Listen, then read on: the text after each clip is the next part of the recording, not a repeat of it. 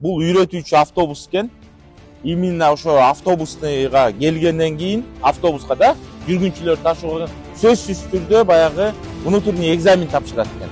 Ушул экзамен тапшырганда өтсө жумушка алынат.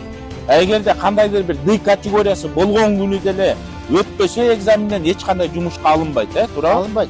Алынбайт. Жол жобосо кандай болот? Десе кандай айдаш керек негизи айдоочу?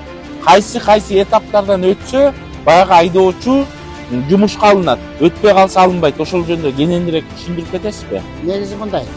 Вновь прибывший водительдерди биз текшеребиз. Текшергенде адегенде знаниясын текшеребиз. Правила дорожного движения. Жол эрежеси боюнча. Жол эрежеси боюнча текшеребиз. Андан кийин вожденияга алып келебиз.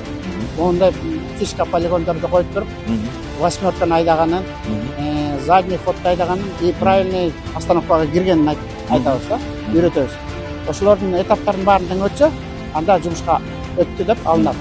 Өтпөсө 200 саат берилет, дополнительно дагы 56 саат берилет. Ошолордун баарын этап менен өткөндөн кийин жумушка направление берилет. Айдоочу D категориясына карабай, сөзсүз түрдө учебныйда дополнительно доп педали бар экен, На всякий случай, балким уже көп жылдан бери айда албайт ал автоунааны, кандайдыр бир себептерден жаңылышып кетсе, сиз уже бул тормоз опережение. Да, опережение басасыз, сөзсүз түрдө. Опережение, чтобы ДТП нарушение, чтобы не было. Да.